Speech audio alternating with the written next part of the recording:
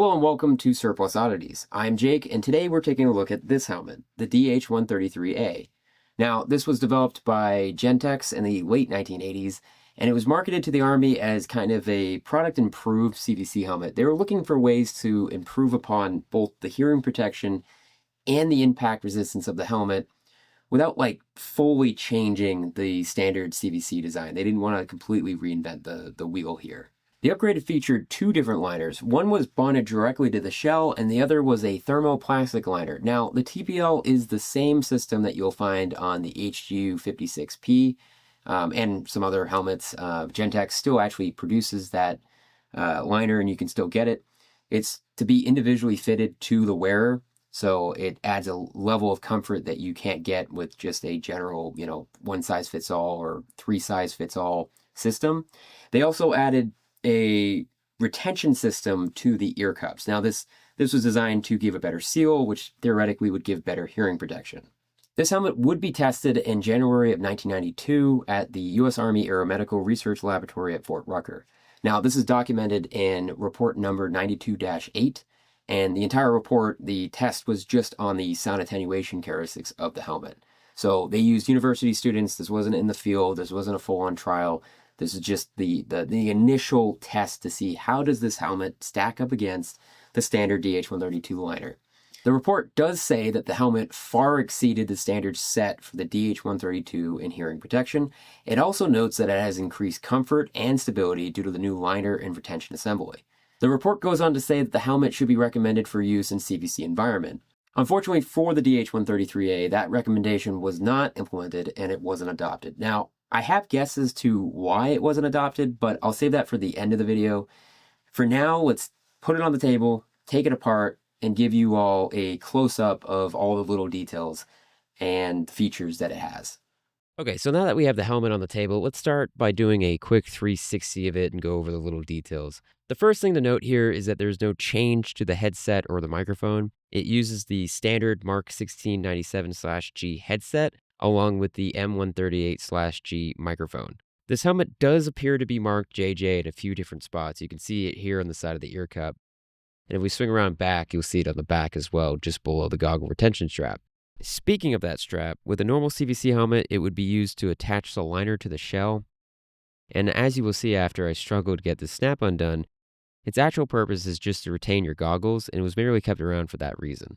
Okay, moving on over to the other side of the helmet, you see another JJ, but this thing you see wrapped around the ear cup and runs all the way around the back to the other side of the helmet is the improved retention system. We'll look at this more in detail later, but I just wanted to point it out real quick. As far as the cable goes, it's just your standard CVC bailout cable connector, so there's not much more to add than that. The last thing we'll look at before we start to take this thing apart is the chin strap. Now, it has two snaps on each side, unlike a standard CVC where it only has one snap on both sides. So not a big change, but something I needed to point out. Okay, so now we're going to start to take this thing apart, and I'm going to run through that really quickly. Okay, so we just need a screwdriver, and we are going to undo the two screws on this side, then flip it around and do the same to the other side. All right, so all the screws are removed. We're going to actually take out the TPL first before removing the headset. The TPL is just Velcroed into place. I'm just going to pull on the back a little bit to release it and then pull it out the front. This will make it a little bit easier to see what I'm doing, and then we can just set this aside for now. Going back to the helmet, we will take two of the small pieces of foam that cover the headset straps, and we'll just set them on the table. Now, with the screws removed, the headset should just come right out. And as you can see, two of the pieces of foam are still stuck to the straps. And we will put the headset on the table and move on to the shell. As you can see, the outside is just a standard DH-132A shell. Flipping over the inside, we can take a quick close look at the small foam pieces, which have hook and loop in the back and are just there to cover up the straps. Putting the foam piece down, we can focus on the foam liner itself, which is just made up of three larger pieces bonded directly to the shell. Okay, so let's get a close-up of the tag.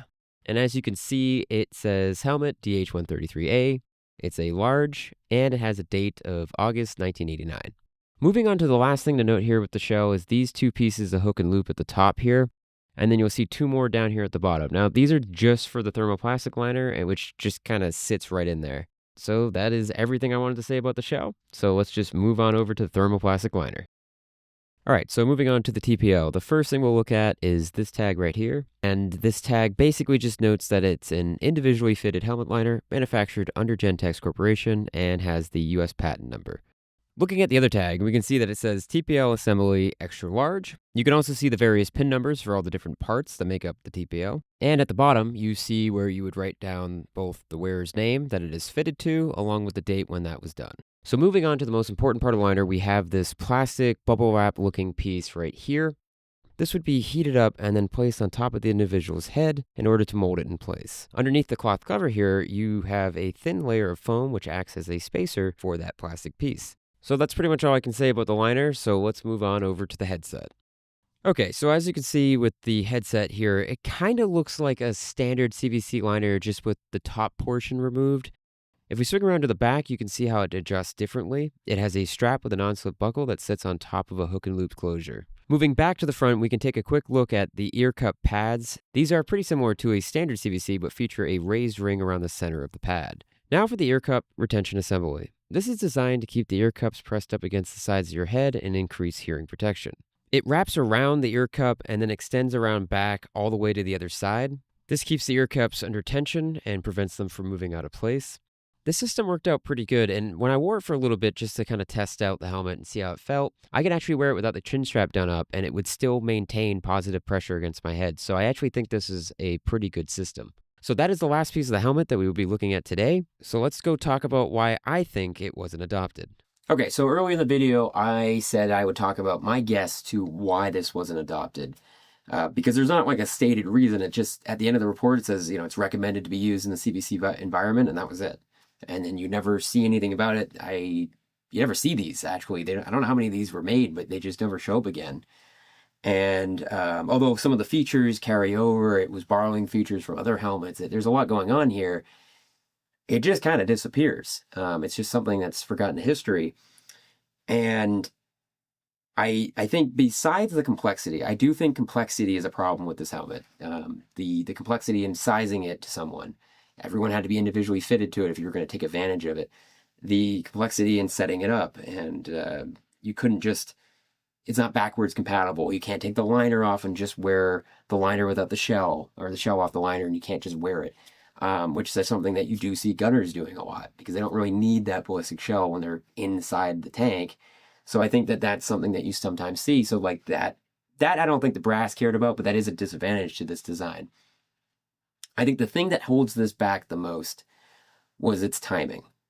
I don't know exactly when Gentex submitted it. I do know that obviously this helmet is dated August of '89. It doesn't necessarily mean that the whole helmet was completed in '89 or even in August specifically. It could have been months, could have been a year. I don't know. But going off that date, in the report date for the testing, which was January of 1992, there was a major world event that actually there was two major world events that happened in between that. In '89, you have Just Cause, which saw a little bit of armored vehicle action going on, not much, but a little bit. And then the bigger one, which would be Desert Shield and Desert Storm. And the Army learned post-Desert Storm that there was deficiencies with the standard CVC design. And they immediately started to do something about that. They started issuing out surveys. They wanted to know what troops thought of the CVC helmet. What could they do to fix it? What was the deficiencies that they thought, what did they experience in combat? They asked guys specifically that were, if there were combat vets that served in Shield and Storm to note that when they were writing it down. So they did these surveys. The surveys completed, and a study was written in '93 that talks about all these deficiencies. And I think the problem is when looking at this in '92, they knew that there was issues. They probably weren't going to go and adopt a helmet and then be like, oh, well, this doesn't meet any of the things that we know about. Yes, it's a little bit more comfortable and it has better protection in the hearing department.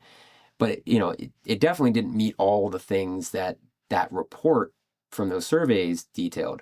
And that included things like guys wanted the face shield, or the face guard, which on the ACVC program, I don't think anyone liked that thing. And I don't know if there's a photo of it in use, but if somebody has a photo of the face guard being used, I would very much so appreciate that. So send it to me on my Instagram or Twitter. But that I think that's the problem, the timing. In 92, I think roughly is when the ACVC program was a thought. It was being conceptualized.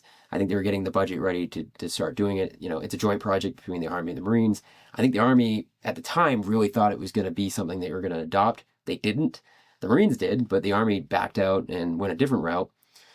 Arguably a better route, but the ACVC is a video for another day. The standard DH-132 is a video for another day. I might have to do a multi-parter on the whole series because it was in service for so long. It's still in service, variants of it, that it's going to be a complicated series of videos that I eventually will get around to. But that being said, I think that timing just killed this helmet. It prevented it from being considered. The Army was already moving past it. It just didn't have the features that the Army and the Marines wanted for the ACVC program, so it was just automatically, a disqualified item. And I think it just kind of got lost to history because of that. And I get it. I'm not going to lie. I think it's too much. There's too much going on here.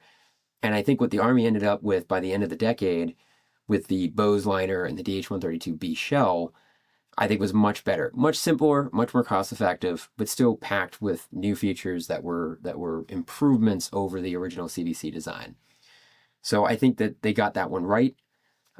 Still, very cool piece of kit. I really do like this helmet, but I don't think it did enough to warrant being adopted and spending money on it and so forth and so on. So I hope you guys enjoyed this video. I do plan on putting up photos of this, kind of a close-ups of it on Instagram. Probably come out either the day of or within a few days, hopefully, of the video going live. So check that out. And as always, thanks for watching.